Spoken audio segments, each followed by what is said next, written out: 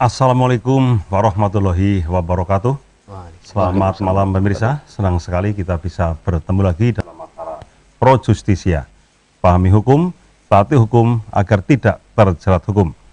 Seperti biasa setiap malam minggu kami hadir menemani Anda, sekaligus mengajak Anda untuk berbincang-bincang mengenai berbagai hal di seputar dunia hukum. Dan tema malam ini sangat menarik dan aktual, dan tentunya juga menjadi satu alternatif bagi orang-orang yang sudah begitu jenuh dengan aktivitas selama ini, yaitu perdukunan dalam perspektif hukum. Sekali lagi, tema kita malam ini adalah perdukunan dalam perspektif hukum. Dan bagi Anda yang suka dukun, nah ini barangkali ini menjadi satu topik yang menarik ya. Dan di studio telah hadir ada 3 orang narasumber. Saya akan langsung perkenalkan satu persatu. Yang pertama, Bapak Raffi Ananda, SPD. Selamat malam. Ya. Selamat malam Pak Warjan, kembali. Dan juga pemirsa Ratih TV dimanapun berada. Ya, terima kasih Pak Raffi telah di studio. Kemudian narasumber berikutnya Ki Mujiono. Beliau dari Padepokan Kemujen. Kemujen ya, Kedung Winangun, Kebumen. Selamat malam Ki Mujiono. Selamat malam. Selamat malam pemirsa. Selamat malam. Ya, terima kasih Pak Mujiono ya. Ya. Kemudian ya narasumber yang satunya lagi, ini Anda sudah tidak asing lagi tentunya. Beliau seorang advokat dan juga dosen ilmu hukum di beberapa perguruan tinggi dan juga wakil rektor UP 45 Yogyakarta. Siapa lagi kalau bukan Bapak Dr. Muhammad Hambali SHMH. Selamat malam Pak Dokter. Selamat malam Pak Jan. Semangat ya Pak Dokter ya. Harus. Tadi sudah malam ya. Ya. Dan kepada para pemirsa, seperti biasa kami juga mengundang Anda untuk berpartisipasi dalam acara ini. Bagi yang ingin bergabung silahkan hubungi kami melalui saluran telepon atau SMS atau WA di 0812 333 55547. Dan program ini juga bisa Anda simak melalui YouTube Live di Kebumen On TV atau di streaming website di www.ratihtelevisi.com. Baik pemirsa, kita akan segera berbincang dengan narasumber mengenai tema pada malam hari ini, perdukunan dalam perspektif hukum. Yang pertama kepada Pak Raffi, ya, Mas Raffi. Nah, ini dukun ya. Ini coba diberikan satu penjelasan dulu nih. Orang masyarakat itu kan sudah akrab dengan istilah dukun ya. Tapi mungkin ada pemahaman yang lebih jelas apa sesungguhnya yang dimaksud dengan dukun itu Pak Raffi? Ya, jadi perlu kita tegaskan atau kita kaji terlebih dahulu dari sisi etimologi atau sisi bahasa, bahwa karena apa? Karena dukun itu sendiri sekarang maknanya negatif ya Pak. Maknanya negatif, padahal dulu itu makna awalnya tidak seperti itu. Jadi dukun dalam kebahasaan itu asli dari bahasa Jawa yang artinya dulu itu orang pintar. Dukun itu orang pintar ya? Sebelum ada bahasa yang masuk yang lain termasuk tabib, paranormal dan sebagainya, itu dulu di kita di Jawa itu artinya bahasanya itu namanya dukun. Di relief-relief candi dan sebagainya itu dukun namanya. Nah, dukun ini orang pintar. Orang pintar ini termasuk orang yang mempunyai keahlian khusus, makanya banyak sekali ada dukun bayi, dukun pijet, dukun sembur, dukun klinik. Ya itu profesinya masing-masing, keahliannya masing-masing. Kemudian dukun ini mengalami gejala perubahan bahasa, menjadi mengalami gejala peorasi. Jadi maknanya yang baru lebih jelek daripada makna yang lama. Nah, jadi akhirnya konotasinya sebagai orang yang praktek ilmu hitam. Ya, karena apa? Karena ada istilah-istilah baru yang mengganti nama dukun itu sendiri. Misalkan dukun sembur, dukun penyakit, itu jadinya tabib. Terus lagi ada dukun bayi beranak, sekarang ada persalinan ya, bidan. Ada lagi dukun pijat, refleksi, dukun gendam, jadinya hipnoterapi. Nah, akhirnya nama dukun ini dikasih konotasi. Nah, beda dengan sama-sama dari bahasa Jawa, nama kiai. Kiai ini asli bahasa Jawa, bukan bahasa Arab. Oh, iya? Iya, dalam ilmu bahasa itu kiai aslinya bahasa Jawa yang dulu dipakai untuk benda-benda yang keramat. Contoh kebo Kiai Slamet, bendera panji Kiai Tunggul Wulung, keris pusaka Kiai Pulanggeni, punya Amangkurat I Kiai Jabardas yang dicuri oleh Kertinegara Sruni. Ada juga keris Kiai Kebodengan punya Demang Bocor yang untuk bertarung dengan Panembahan Senopati. Nah, karena ada perubahan bahasa, gejala bahasa yang disebut dengan ameliorasi atau makna yang baru lebih bagus daripada makna yang lama, kiai ini menjadi sebutan untuk sosok orang karismatik. Dulu benda ya, makhluk. Dulu benda. Makanya Sunan Kalijogo dia bukan kiai.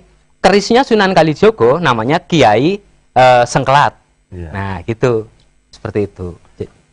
Sunan Kalijaga bukan nggak disebut kiai ya? Enggak. Tapi Sunan gitu ya? Sunan, wali. Wali itu ya? Ya, kalau bahasa Arab ya mungkin ustadz, Iya. syekh dan sebagainya. Karena kiai ini memang asli dari bahasa Jawa. Jadi pusaka-pusaka justru malah namanya kiai Disebutnya ya? kiai tombak, kiai pleret, kebo kiai slamet.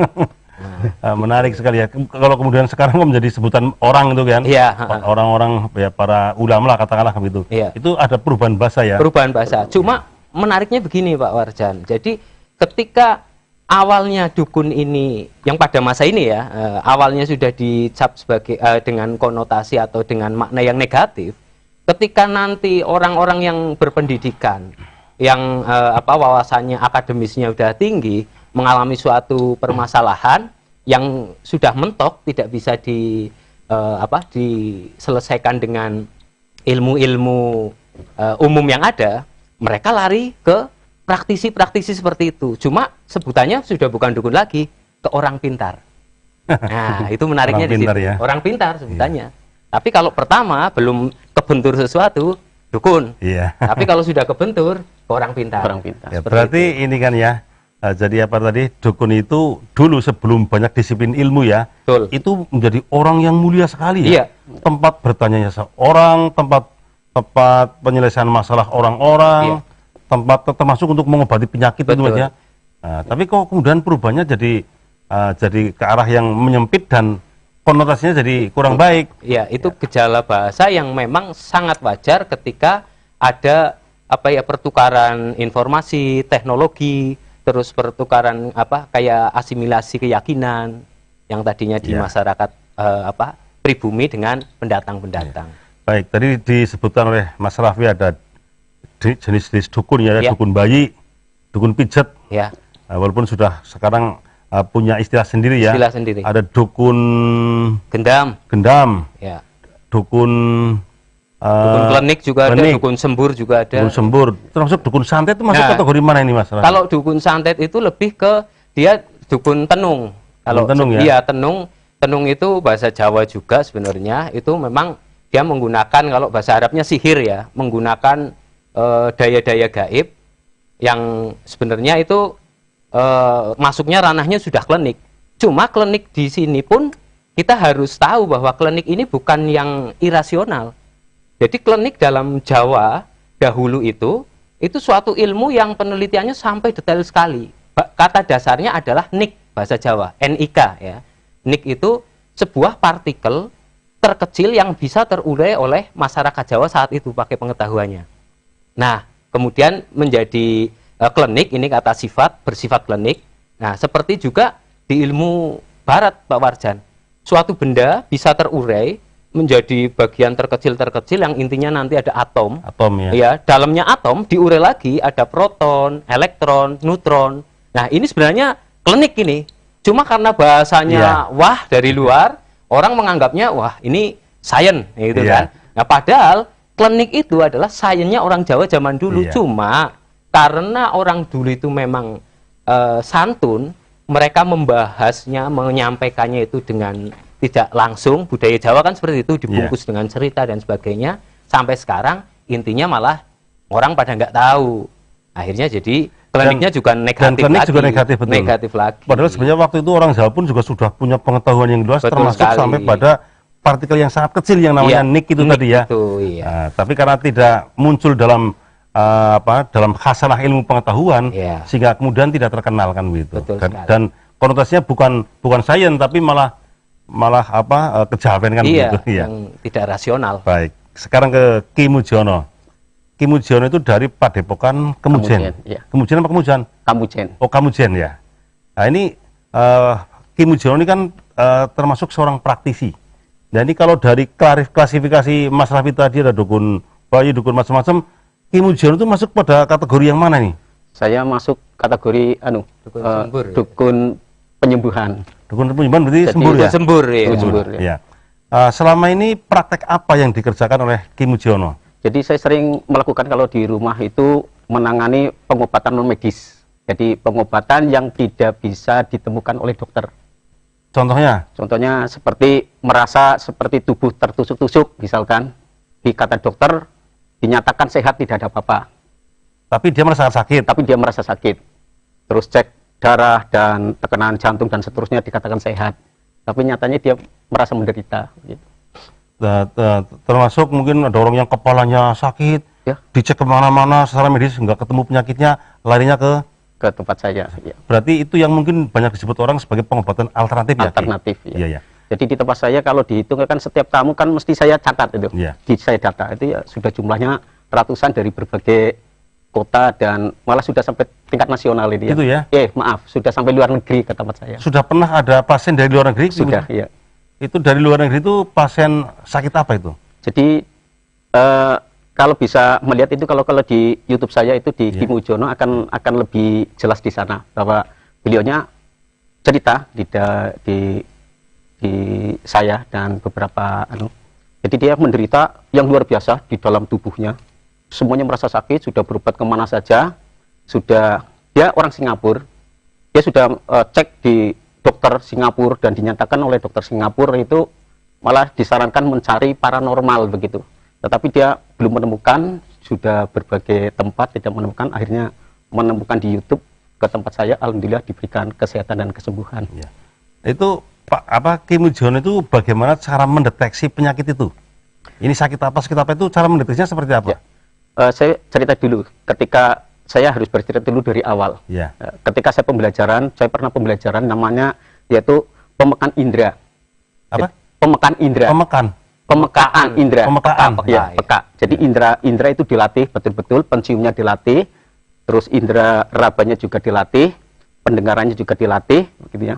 Perasa juga dilatih dan semua indera dilatih. Kalau sudah latih melebihi batas namanya disebut paranormal, artinya di atas rata-rata umum. Iya, di atas normal ya. Atas normal. Jadi ketika saya menangani orang itu bisa dibaca dari baunya. Jadi baunya berbeda kalau orangnya sakit. Juga suhu tubuhnya dipegang juga berbeda dengan orang yang sakit. Artinya dengan orang yang sehat berbeda-beda. Jadi bisa dicek dari baunya, bisa dilihat dari raba, panas dinginnya tubuh, begitu. Berarti Ki Mujiono juga sudah punya kepekaan indera yang melebihi normal ya? Ya, insya Allah lah untuk belajar dan seterusnya untuk belajar ya. Dan selama ini sudah diterapkan ya Ki Mujiono ya? Ya sudah, saya sebenarnya sih mencari ilmu tidak ada polnya ya, selalu belajar. Saya sudah katakan praktek di rumah itu sekitar 2002. Sementara kalau belajarnya, kalau pada waktu di Jogja itu sudah sejak saya kuliah di Taman Siswa, itu sejak tahun 2004 ya. Berarti 94. 2002 sudah mulai praktek di Kebumen. Di Kebumen setelah lulus ya. Nah, ngomong-ngomong Ki Mujiono itu dulu necep ilmunya di mana itu? Atau dengan siapa, guru siapa gitu? Saya awal-awalnya itu ketemu dengan, waktu itu saya kuliah seni rupa. Saya kunjungan ketemu Pak Bagong Kusdiarjo. Di sana saya melihat lukisan-lukisan dan seterusnya. Saya tanya, Pak Bagong kok bisa bagus sekali di dalam berkarya? Bagus sekali itu caranya bagaimana Pak Bagong? Pak Bagong memberi keterangan, seorang seniman itu harus dekat dengan sang pencipta. Kalau dekat dengan sang pencipta, maka pintar mencipta, begitu. Menurut saya lebih sekali, saya sebagai seorang seni rupa. Setelah itu saya terus mencari orang yang ahli meditasi. Karena Pak Bagong, saya tanya, caranya bagaimana Pak Bagong untuk mendekati diri dengan sang pencipta? Pak Bagong menjawab begini, mandi dulu yang bersih, pakai baju yang bersih, pakai parfumnya bagus, setelah itu mengheningkan cipta, artinya bermeditasi. Nah, di dalam meditasi akan menemukan sebuah ide-ide gagasan, dari ide-ide gagasan. Nah, dari ide-ide gagasan, saya terus berkarya, melukis, mematung, dan seterusnya. Akhirnya dari Pak Bagong, saya terus terpikir terus, saya akhirnya mencari orang ahli meditasi. Saya ketemu namanya Han Suparjan sama Pak Delik, Mbah Delik. Kalau Mbah Delik itu Adikraton, artinya Delik itu artinya reserse negara lah, reserse kerajaan waktu itu. Saya belajar dengan beliau, yaitu latihan meditasi dengan pemengkaan indera dan seterusnya. Kemudian pulang dipraktekkan. Setelah pulang saya juga tidak merasa bahwa saya memiliki ilmu seperti itu. Hanya saja dilalah itu pada waktu saya mengikuti pendidikan pengenalan diri, ya, itu ada orang yang kesurupan, dipegang ada orang 10, semua terlempar, luar biasa, terlempar lah. Saya merasa katanya saya pernah belajar gitu. Yeah. Saya mencoba, saya kasih doa, tetap ya kasih doa begitu ya, doa, tetap nggak sembuh. Setelah itu terus saya meditasi sebentar, menguatkan pikiran-pikiran yang kemarin pada waktu latihan. Ternyata hanya salaman, melihat, langsung sembuh begitu. Berarti tidak ada katakanlah formula tertentu ya untuk gejala seperti ini pakai rumus ini, nggak ada ya? Tidak, saya biasanya setiap orang kesurupan atau katakan itu aneh-aneh, jadi tidak ada yang sama sekali tidak ada sama.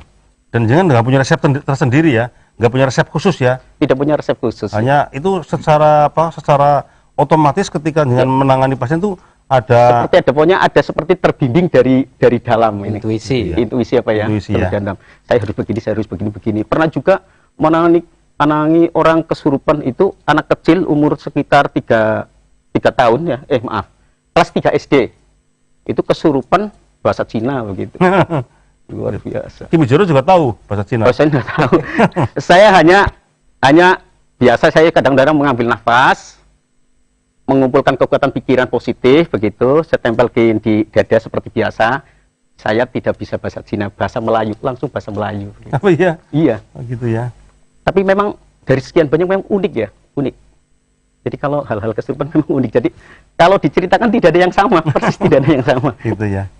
Dan Pak, Ki Mujiono sudah menangani berapa pasien itu Ya, sampai saat ini? 100-an lah, mungkin mendekati Gitu ya. 1000-an ya. Dan sebagian besar bisa dalam tanda kutip sembuh itu ya? Alhamdulillah sehat. Bisa teratasi itu ya? Bisa teratasi. Baik ya. Jadi kalau yang awal-awalnya memang banyak doa, tapi lama-lama hanya salaman karena sudah hafal apa ya? Hanya salaman, lihat, langsung sembuh begitu. Berarti dengan juga bisa dari kepekaan inderanya itu tahu ya, nih Mas Raffi kira-kira ini seperti apa, saya seperti apa, Pak Dokter juga mungkin dengan bisa menangkap ini ada sinyal-sinyal apa gitu, tahu ya, gitu ya. Jadi seorang spiritual katakan begitu, tadi yang dikatakan Mas Raffi dikatakan dukun ya kan. Kalau menurut saya itu kalau dukun itu ada dua suku kata ya, du dengan kun begitu. Kalau du itu adalah orang yang memiliki pengetahuan tinggi, artinya orang yang memiliki pengetahuan tinggi, wawasannya tinggi, pengalamannya tinggi, ya pengetahuan tinggi, cerdas dan seterusnya pun jadi begitu. Jadi intinya kalau dukun adalah yang benar kata Pak Mas Raffi tadi, orang yang memiliki ahlian yang luar biasa gitu. Ya. Baik, sekarang saya akan ke Pak Dokter dulu, nanti ke Pak Dukun lagi kan gitu ya. Ini ada dukun di sini. Baik Pak Dokter, ini kan topik kita karena perdukunan dalam perspektif hukum. Tadi Mas Raffi sudah cerita tentang terminologi dukun ya, termasuk sampai pada perkembangan kebahasaan, perkembangan makna. Ini sekarang ada praktisi paranormal ya, supernatural, Ki Mujiono. Nah sekarang pertanyaannya, bagaimana tinjauan hukumnya terhadap praktek perdukunan? Silakan Pak Dokter. Gitu. Ya ini harus ditegaskan dulu, jadi perdukunan yang macam apa.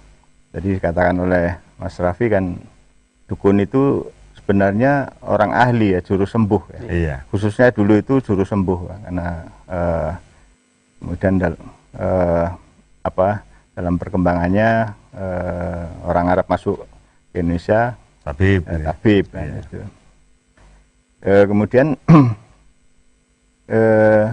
jadi perdukunan yang dimaksud itu perdukunan dalam konsep konotasi kita atau dalam konsep denotasi. Kalau dalam perspektif hukum sebenarnya dalam hukum pidana misalnya itu tidak ada delik perdukunan, itu tidak ada. Tetapi delik yang mendekati perdukunan dalam arti akibat dari perilaku dukun ya? Ya, akibat dari apa yang dilakukan oleh seorang dukun Iya. atau orang yang mengaku dukun. Itu ada diatur. Karena dalam perdukunan dalam hari ini, dalam arti konotasi, kita saya kira sepakat ya bahwa orang bicara dukun pasti konotasinya negatif, Pak. Kecuali dukun bayi ya, itu dukun pijat itu konotasinya tidak negatif. Tapi kalau sudah dukun titik itu konotasinya negatif. Dan itu kita berangkat dari situ terlebih dahulu, tanpa bermaksud untuk mendiskreditkan ya orang yang melakukan kegiatan atau aktivitas yang seperti dukun itu. Karena dalam ilmu itu jadi begini, ini agak sulit ya karena kita tidak fokus, Pak. Iya. Tidak fokus ini perdukunan yang dimaksud itu apa. Iya. Jadi apa yang dijelaskan oleh Mas Raffi tadi itu perdukunan dalam arti kata satu kegiatan yang positif ya. Kemudian apa yang disampaikan oleh Ki Muji tadi itu sebenarnya menurut saya ya bukan perdukunan sebenarnya. Kalau memang mau disebut dengan perdukunan ya mungkin lebih condong pada lebih mudah dipahami sebagai kegiatan tabib ya atau penyembuhan itu lebih mudah lagi. Saya kira Ki Muji juga tidak sependapat juga kalau disebut dukun atau sependapat. Karena kita sepakat bahwa dukun itu konotasinya negatif ya. Nah, kalau dalam arti konotasi negatif, dukun itu kan pengetahuannya di luar keawaman, di luar orang awam. Iya. Yang itu kecenderungannya bisa dimanfaatkan untuk penipuan. Nah, kalau sudah masuk penipuan ini ada pasal deliknya, ada tindak pidananya. Kemudian juga kalau tadi dukun bayi misalnya ya itu ada pasal aborsi. Ya, karena dukun bayi juga bisa melakukan aborsi. Iya. Bidan juga bisa, dokter kandungan juga bisa melakukan aborsi, itu ada ancaman pidananya pasal 348 349 ya. Itu misalnya. Kemudian kalau yang dimaksud dukun dalam arti mungkin menjual barang jimat atau memakai jimat atau menawarkan jimat itu ada ancamannya. Nah, ini kita mau berangkat yang mana, dukun yang mana gitu loh. Dukun yang penyembuhan sepanjang itu tidak karena ada juga orang yang memberi air putih itu untuk penyembuhan. Air putih saja, itu untuk penyembuhan. Apakah itu dukun? Nah, kemudian ada orang yang mungkin penyembuhan dengan cara harus berendam semalam suntuk. Itu. Sampai meninggal. Ah, itu apa itu dukun? Nah, kalau begitu itu penganiayaan masuk ya. Jadi, dan kadang-kadang, Pak, dalam hal perdukunan ini, kita sepakati perdukunan dalam kata konotasi kita negatif ya. Iya. Iya, tidak berangkat dari asal kata asal kata dari dukun ya. Itu bisa juga korban itu justru sebenarnya itu yang mendorong untuk menjadi korban. Maksud saya begini. Jadi orang tadi sampai oleh Mas Afi ya. Jadi orang pendidikannya tinggi tapi akhirnya kembali juga ke alam yang irasional, pengobatan yang metafisik ya, yang bukan abnormal tapi apa tadi paranormal ya. Tapi untuk sebut paranormal saya juga belum paham apakah benar paranormal. Jangan-jangan under normal juga bisa, Pak. Iya. Apa yang jelas tidak normal kan? Iya. Cuma memang bahasa santunnya paranormal. Iya. Ya. Tapi jangan dikira bahwa tidak menutup kemungkinan juga under normal, Pak, di bawah normal. Itu jangan-jangan juga abnormal kan. Nah, ini juga harus hati-hati Pak kita. Itu orang datang ya, mungkin karena kesulitan keuangan datang ke dukun untuk mencari ramalan misalnya. Minta nomor itu, ya. Iya, itu yang sebenarnya perdukunan itu terjadi karena ada orang yang datang ya, atau karena orang itu buka praktik. Nah, seringkali sebenarnya itu karena ada orang datang, Bang. Iya. Seperti Pak Muji ini untuk penyembuhan kemungkinan juga tidak pakai izin ya. Izin misalnya izin Dinkes kan enggak. Gitu. Ada persatuannya. Ya persatuan, tapi kan bukan perizinan, Pak. Iya. Jadi itu untuk menguatkan komunitas, betul ya. Berbeda dengan dokter misalnya, bidan misalnya, itu bidan tidak hanya IB, Pak, tidak hanya ikatan bidan, tapi ada izin bidan. Nah, tetapi ternyata apa yang dilakukan oleh Ki Muji ini juga bermanfaat kan. Nah, ini mungkin perlu juga ada kajian-kajian tertentu, Pak, untuk untuk mewadahi sehingga untuk menetralisir kembali istilah perdukunan, karena di dalam masyarakat kita itu dikenal ada yang disebut dengan magic black magic dan magic white itu atau white magic kan. Jadi ada magic yang bersifat hitam, ada yang bersifat putih, itu dikenal. Sehingga ini akibatnya misalnya kayak Ki Muji yang niatnya baik, apa yang dilakukan baik gitu, bisa jadi mungkin berkonotasi tidak baik di hadapan orang-orang tertentu kan gitu ya. Mungkin Pak Muji pernah merasakan ada orang yang melihatnya itu dengan sinis atau mungkin dengan sorot negatif kan itu. Misalnya, ini perlu juga dikembalikan karena sebenarnya kedokteran itu kan baru. Zaman dulu itu orang kalau sakit itu ya datang ke kepala desa, Pak, udah dikasih air putih aja udah sembuh.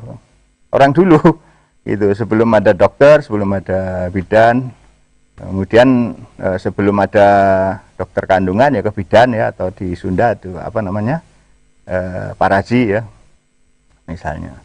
Dan itu juga mereka juga mengenal pengobatan yang sekarang itu orang sebut kimia, sebenarnya bukan kimia tetapi itu karena pengobatan herbal itu juga kimia. Tapi yang dimaksud kimia sekarang itu kan kimia yang bukan sintesis ya. Sebenarnya semua kimia, Pak. Kita ini terdiri dari fisika dan kimia juga. Kita bisa ngomong karena ada kimia dan fisikanya kan gitu. Sehingga dalam dunia ilmiah akademis itu ada yang dikenal dengan metafisika, Pak. Walaupun belum dikenal atau mungkin saya tidak tahu ya, metafisika itu belum ada. Metakimia belum ada, metafisika ada. Itu mungkin agak sulit ya karena kalau misalnya tegasnya ya bagaimana orang meramal, apa itu dukun. Nah, meramal jelas itu dilarang oleh KUHP. Gitu. Atau bagaimana dukun bayi melakukan aborsi, itu dilarang jelas. Tapi kalau perdukunan dalam arti umum, ya ini kita sepakat dulu dukun yang mana. Dukun penyembuhan bagus kan? Ya mungkin yang sekarang itu lebih populer itu ya pengobatan alternatif, ada prakteknya. Kemudian juga dukun saya juga kelihatannya ada, saya juga belum pernah bertemu dengan dukun santet ya. Kemudian dukun togel, Pak, itu ada memang. Itu ada orang yang memang betul-betul menghadap ke dukun, minta nomor ya, supaya bisa dipasangi keluar kan. Kena gitu, itu pasal 545 kena KUHP. Ada. Dukun togel bisa melanggar hukum. Iya, melanggar hukum ya. Kemudian dukun bayi yang aborsi. Itu 348. Kemudian alternatif itu saya kira memang dalam faktanya memang banyak orang yang membutuhkan, Pak. Artinya secara faktual memang ada orang-orang yang memang sudah kehabisan cara secara medis untuk menyembuhkan penyakit dan ternyata bisa diatasi di alternatif kan, seperti itu, Pak Dokter. Nah itu yang makanya sebenarnya itu perlu diklasifikasi lagi, Pak, karena dengan perkembangan pengobatan ya, dulu penyembuhan itu orang pintar ya. Dan sekarang kalau dukun yang disebut orang pintar juga ada yang sinis juga, Pak.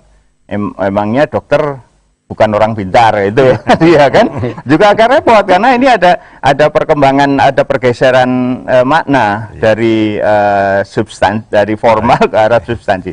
Kemudian misalnya ini Pak, menjual jimat ya, menjual jimat itu ada diancam dalam KUHP. Dan soal santet ini RUU KUHP kalau nanti disahkan itu mengatur soal santet pasal 295 RUU KUHP. Itu ancamannya tinggi sampai 6 tahun orang yang menyantet. Persoalannya adalah pada penegakan hukumnya. Bagaimana membuktikan orang itu kena santet? Mungkin dukun tahu bahwa itu kena santet kan ya. Nah, sekarang di pengadilan itu yang dibutuhkan ahli. Nah, dukun kan ahli. Lah bagaimana sertifikasi ahli itu kan perlu juga. Berbeda dengan misalnya ahli forensik, itu ada sekolahnya, Pak. Baik. Gitu. Jadi ada problem penegakan hukumnya. Baik. Baik Pak Dokter, Pak Kimuji dan Mas Raffi, kita harus break dulu. Nanti kita lanjutkan pada sesi berikutnya. Baik pemirsa, kita harus jeda sejenak sebelum kita lanjutkan untuk memperdalam lagi apa dampak-dampak atau akibat-akibat dari praktek perdukunan ini, baik secara hukum maupun secara non-hukum. Kita akan kembali setelah break berikut ini. Jangan kemana-mana, tetaplah di Pro Justisia.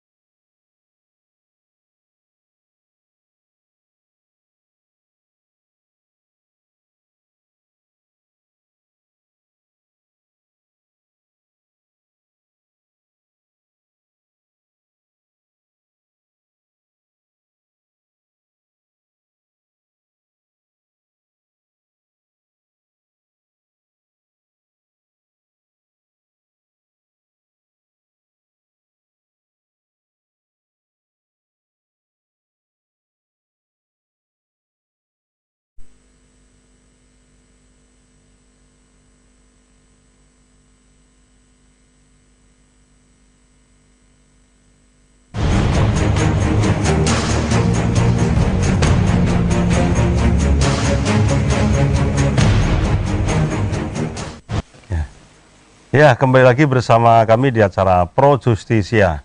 Pahami hukum, taati hukum agar tidak terjerat hukum. Kita akan lanjutkan perbincangan kita mengenai tema pada malam hari ini, perdukunan dalam perspektif hukum. Dan Anda yang ingin bergabung silakan hubungi kami melalui saluran SMS atau WA sebagaimana tertera di layar televisi Anda. Dan sekarang saya akan bacakan SMS yang masuk dari pemirsa. Yang pertama, selamat malam bapak-bapak narasumber. Saya mau tanya, kalau misalnya mengobati secara spiritual, kemudian ada kegagalan, bagaimana pertanggungjawabannya? Makasih. Dari pengirimnya, nomornya itu. Terima kasih kepada pengirim SMS. Dan ini saya akan tanyakan narasumber singkat saja. Ini kepada siapa ini? Pak Hambali. Pak Hambali.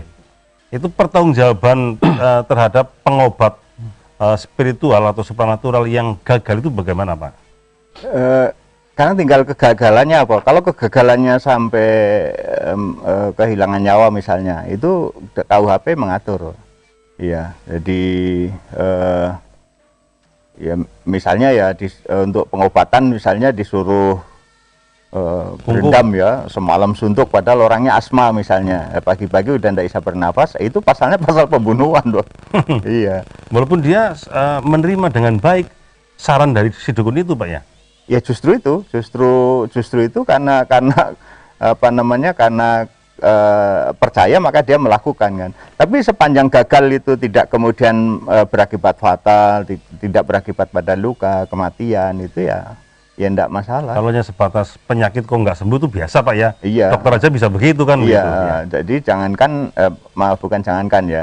Jadi namanya pengobatan itu gagal atau berhasil itu tergantung, pertama ya tergantung pada maksudnya pertanggungjawabannya ya tergantung pada kesepakatan dokter sebelum operasi, tanda tangan dulu. Iya. Sehingga ketika gagal dokter tidak bisa dituntut kan.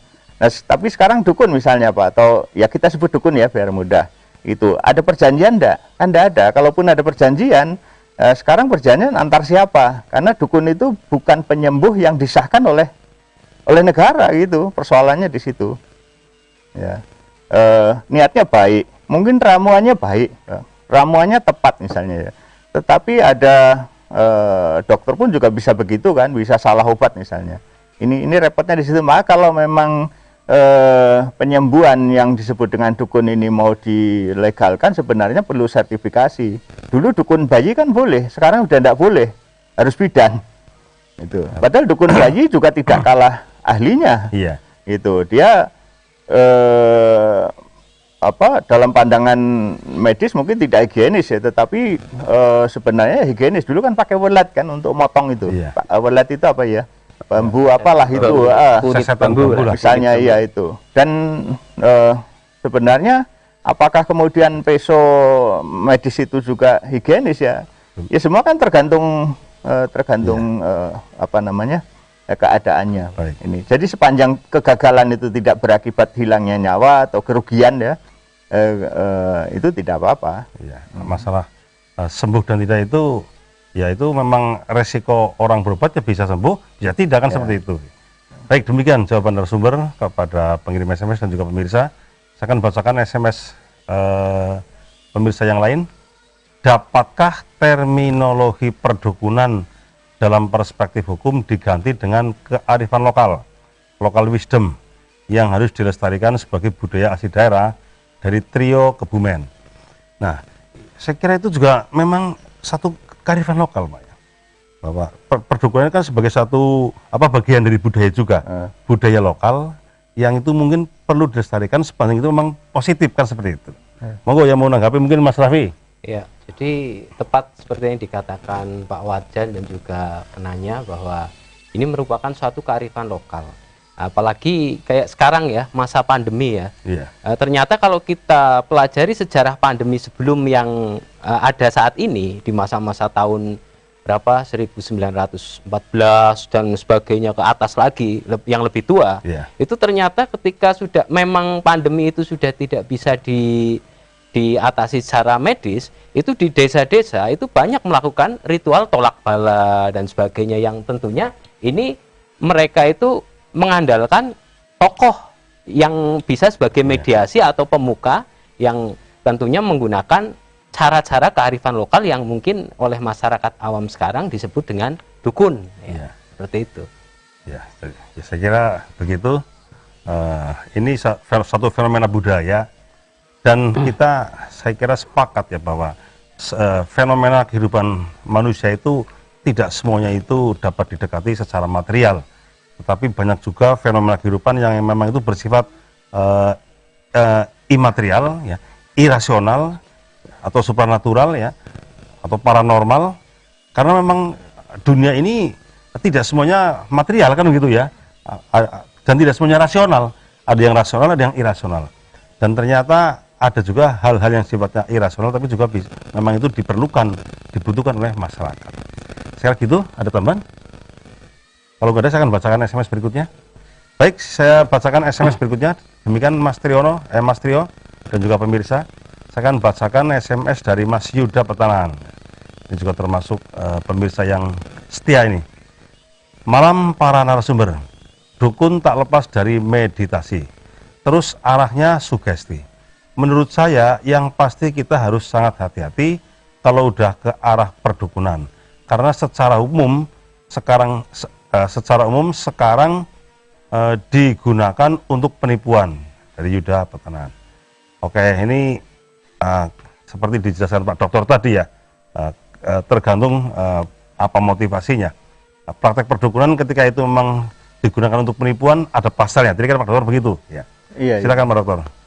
Ya, jadi sebenarnya semua orang meditasi. Ya. Kalau mau disebut ya, cuma saya kira akan timbul salah paham kalau saya bilang sholat itu juga meditasi kan.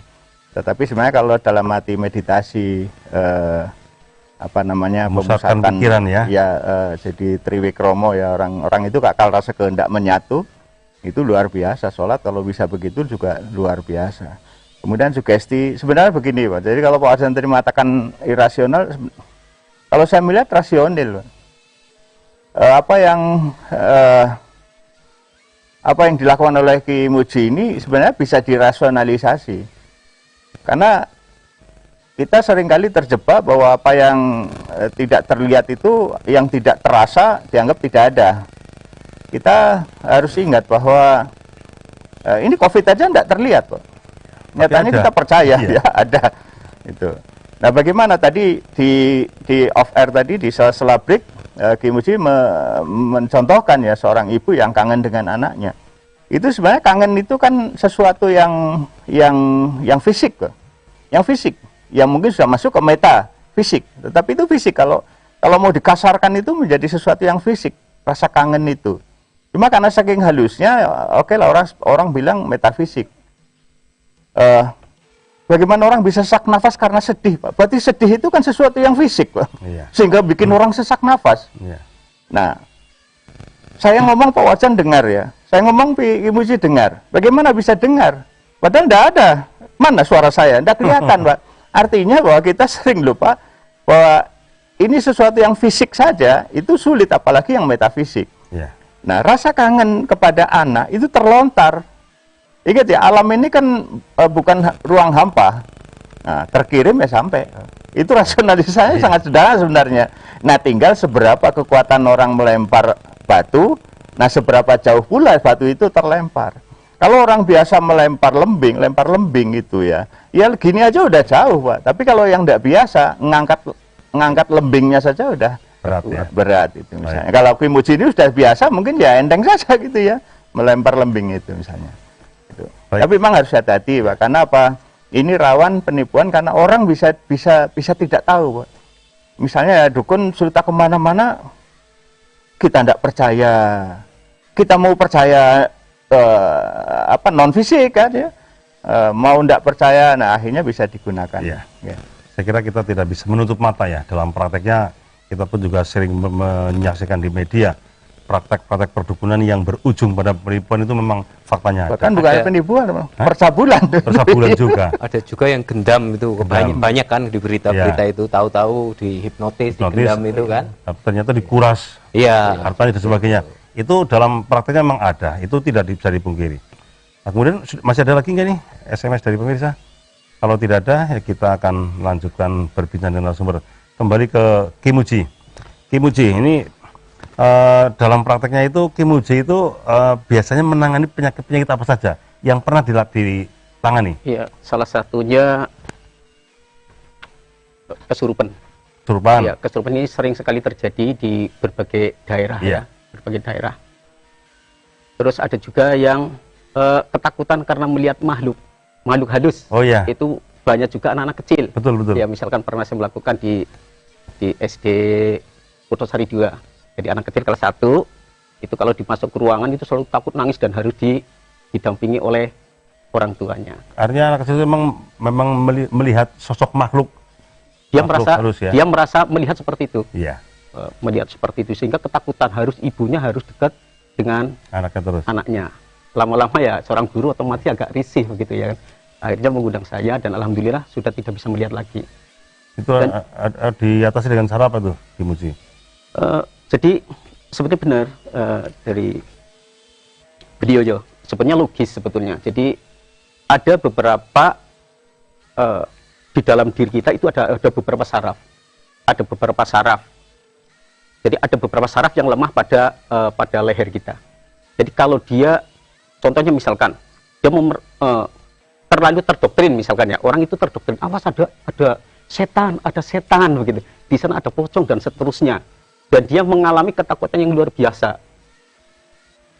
Dia sewaktu-waktu ketika badannya tidak sehat, sarafnya tidak sehat, dia akan selalu melihat apa yang ia pikirkan begitu. Dan seperti nyata bagi dia. Dan itu memang dia melihat makhluk betul-betul atau hanya halusinasi nih, Ki? Kalau saya sendiri itu menurut si anak itu. Dan ini berulang kali, saya sudah beberapa kali menangani hal seperti ini. Iya. Jadi anak kecil selalu melihat makhluk halus ya. Ada juga yang Putosari 1 apa dulu ya. Jadi ada yang melihat seperti dokter apa itu ya, yang Dokter ngesot. ngesot, iya. Suster ngesot. Iya. Itu juga ya. Terus ada juga di Pejaguan itu anak kecil selalu melihat pada waktu itu anak kecil itu asik nonton yang namanya film Nek Lampir. Nenek lampir. Nek Lampir itu yang apa? Yang gerandong. Iya. Gerandong. Dan anak kecil selalu itu tidurnya dengan gerandong. Menurut anak itu. Kadang-kadang gerandong kalau naik motor, gerandong juga ikut di depannya. Jadi ceritanya begitu logis sekali anak itu bercerita kepada orang tuanya. Sampai orang tuanya itu ketakutan sendiri gitu kan. Sampai bingung. Orang tuanya juga tidak melihat. Tapi akhirnya alhamdulillah juga bisa disembuhkan. Ya, anak itu merasa seperti bersama-sama dengan gerong, betul itu Gerandong, ya? sampai tidurnya, sampai jalan-jalan, apa-apa. Dan ini sering sekali pada anak kecil ya. Iya. Kemudian ada jenis pasien yang lain lagi? Banyak juga yang misalkan kesurupan seperti kakek-kakek, ya misalkan yang di Pejaguan, dia anak pang, dia tidak bisa ngaji, tapi kesurupan orang kakek-kakek yang pintar ngaji. Jadi selama satu minggu dia itu puasa mutih, setiap maghrib mangan 1 sendok, terus dikirang terus, sholatnya juga full, ya, juga full. Gayanya seperti orang kakek-kakek tua. Dan dia sudah disembuhkan oleh beberapa katakan juru sembuh lah, katakan gitu ya. Ada kiai dan seterusnya. Ada salah satu itu datang ke situ menyembuhkan, dibacakan surat Yasin, malah disalahkan. Oh Pak Kiai, tadi ada yang salah, yang betul ini gitu, malah betul. Itu selama satu minggu ya. Terus akhirnya saya diundang ke sana, saya mengobati, saya ngobrol-ngobrol, alhamdulillah juga diberikan kesembuhan. Iya, selain orang-orang yang mengalami persoalan terkait dengan makhluk halus ya. Ada juga yang di tempat saya itu merasa seperti misalkan seperti kakinya seperti tusuk-tusuk duri begitu. Tusuk-tusuk paku, bukan satu tapi ratusan begitu. Rasanya itu ya? Rasanya di badannya terasa panas kayak dibakar. Ini baru saja kemarin sekitar 3 hari yang lalu lah. Ada orang datang ke tempat saya, rasanya sudah dibakar kayak di sate. Kalau saya pegang badannya panas sekali, kakinya dingin, harusnya kan demam. Iya. Tapi dia merasa seperti dibakar, ya. Seperti di sate, dipanggang begitu. Ini orang Dorowati ya. Terus? Ditangani? Alhamdulillah saya tangani terus akhirnya alhamdulillah hilang, sembuh ya. Sembuh. Kemudian penyakit-penyakit yang non metafisik ada nggak nih Kimuji yang ditangani? Non metafisik itu tadi paling ya selalu merasa ketakutan, merasa ketakutan seperti ada makhluk yang selalu berkeliaran di rumah begitu. Kalau misalnya penyakit semacam kayak sakit perut, pusing itu belum pernah. Saya belum pernah. Saya pokoknya setiap pasien saya anjurkan mesti ke dokter dulu. Kalau kira-kira kalau di dokter kok merasa sehat, dia merasa sakit, ya saya tangani. Ya, baik. Kelihatannya waktu kita sudah habis ya, dan kita akan segera untuk mengakhiri acara ini. Silakan saya berikan kesempatan Mas Raffi untuk menyampaikan apa yang ingin disampaikan terkait dengan topik perdukunan ini. Silakan Mas Raffi. Ya, jadi malam ini saya ingin menyampaikan bahwa perdukunan itu memang suatu kearifan lokal yang sudah sejak zaman purba ya. Bahkan di sebuah aplikasi game saja, misalkan Empire atau apa, pasti ada perang, strategi perang itu pasti ada tokoh atau avatar dukun itu. Biasanya itu malah mahal harganya gitu. Nah, artinya bahwa ilmu perdukunan ini memang tidak bisa dipungkiri dan merupakan satu hasanah ya, hasanah Nusantara yang wajib dilestarikan. Entah itu dukun pijet, dukun yang lain-lain, tapi itu adalah suatu ilmu dari Nusantara. Nah, tinggal nanti bagaimana kita mengkaji lagi, mengembalikan lagi ke harkat, martabat, marwahnya keilmuan tersebut seperti pada zaman dahulu kala. Gitu. Yang memang itu bermanfaat. Semua, tujuan untuk manfaat orang lain dan niatnya memang baik-baikan begitu ya. Iya, dan sebagai suatu ilmu pengetahuan yang rasional seperti dulu itu, yang nik itu, klinik dalam arti sesuatu yang memang melalui penalaran, penelitian, ya, yang sampai sedetail-detailnya. Gitu. Dan mungkin dari komunitas dukun ini perlu melakukan satu gerakan untuk memulihkan kembali konotasi dukun sebagai hal yang positif. Betul. Dengan apa kan begitu? Saya kira perlu menjadi satu PR. Baik, terima kasih Mas Raffi. Ki Muji, silakan. Apa yang ingin disampaikan terkait dengan tema perdukunan ini? Ya, pemirsa. Memang unik ya. Di tempat saya itu banyak sekali. Saya juga pernah banyak sekali tamu-tamu tentang hal-hal penyakit seperti itu. Saya juga pernah mengalami berhenti karena tidak enaknya diomong oleh beberapa orang. Tapi akhirnya saya juga kembali lagi. Karena apa? Karena banyak orang juga itu sangat membutuhkan sekali, sehingga saya kembali lagi untuk menanganinya. Artinya pernah juga memang ada komentar negatif lah begitu ya? Komentar negatif ada saja gitu. Tapi ada juga yang banyak sekali orang-orang saya untuk kembali lagi. Kasihan siapa lagi yang bisa menyembuhkan gitu kan. Artinya langka orang yang memiliki hal seperti itu. Jarang gitu. Ya? Ya jarang sekali. Nah, mereka itu kalau mengalami seperti itu mau berobat di mana begitu. Iya, saya kira jarang ya, tepat karena memang tidak ada sekolah tentang perdukunan kan begitu. Tidak. Begitu cukup, Ki? Ya. Terima kasih, Ki Muji. Terakhir, Pak Dokter. Iya, Bang. Jadi sebenarnya dalam perspektif hukum itu bukan berarti kemudian harus negatif ya. Jadi perdukunan dalam perspektif hukum, bahkan semua hal sebenarnya diatur dalam hukum, termasuk perdukunan ini.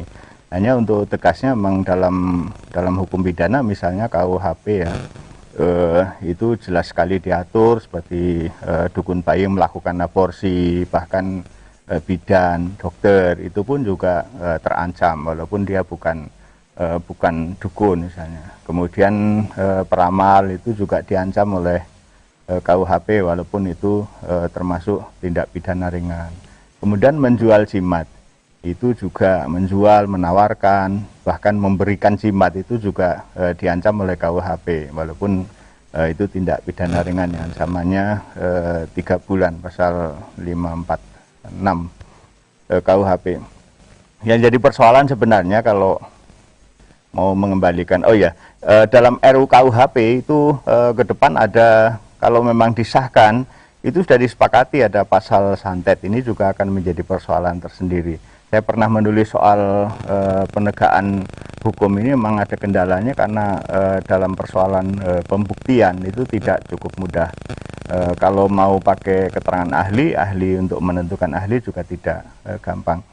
Saya kira untuk perdukunan ini yang kadang-kadang saya sayangkan itu semakin sulit dicerna, itu semakin merasa mantap. Ini yang menjadikan akibatnya apa? Dukun itu jadi dukunan itu jadi seakan-akan di luar dunia nyata gitu. Tapi kalau memang mau diterangkan secara rasional, saya kira hampir semua ilmu itu rasional, hampir semua itu logis. Hanya memang kadang-kadang disembunyikan atau mungkin memang sengaja tidak dibuka. Pengobatan segala macam ya mirip juga dengan pengobatan yang ada sekarang sebenarnya gitu. Dan perdukunan itu dalam arti penyembuhan misalnya juga mengandalkan doa. Apa yang tidak mengandalkan doa? Sebenarnya itu hanya dalam perspektif hukum, sepanjang tidak ada akibat yang merugikan, maka hukum tidak bisa menjangkau. Saya kira itu. Terima kasih Pak Dr. Ki Muji dan Mas Raffi. Demikian pemirsa perbincangan kita pada malam hari ini. Yang jelas memang dukun yang di saat awalnya dulu itu menjadi suatu pekerjaan yang sangat mulia, yang selalu menjadi tempat pencarian solusi atas masalah-masalah hidup masyarakat, pada akhir-akhir ini nampaknya memang mengalami perubahan makna yang kemudian justru dukun banyak dikonotasikan negatif. Dan saya kira itu tidak lepas dari praktek-praktek perdukunan yang memang berakibat negatif. Oleh karena itu, kalau memang perdukunan ini memang ingin untuk bisa dikembalikan pada konotasi yang positif, barangkali ini menjadi satu pekerjaan dari para pelaku, para praktisi ya, para praktisi perdukunan untuk bisa mencari solusi, atau mungkin harus berganti label atau mensosialisasikan istilah apa yang lebih bisa diterima masyarakat. Karena apa? Di dalam faktanya itu memang banyak orang yang membutuhkan. Kalau sekarang diberi istilah pengobatan alternatif, itu faktanya bahwa tidak semua orang sakit itu bisa disembuhkan secara medis. Akhirnya kemana lagi mereka untuk mencari solusi kalau di medis saja sudah tidak bisa? Akhirnya larilah ke alternatif. Namanya juga alternatif. Maka ketika suatu jalan tidak bisa ditempuh, maka dia harus mencari jalan alternatif. Dan ketika itu memang dibutuhkan, saya kira memang itu perlu untuk bisa dilindungi secara hukum.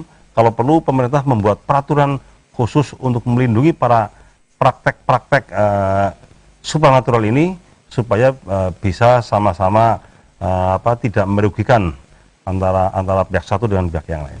Sekira itu aja. Kita ketemu lagi pada episode berikutnya. Assalamualaikum warahmatullahi wabarakatuh. Waalaikumsalam warahmatullahi wabarakatuh.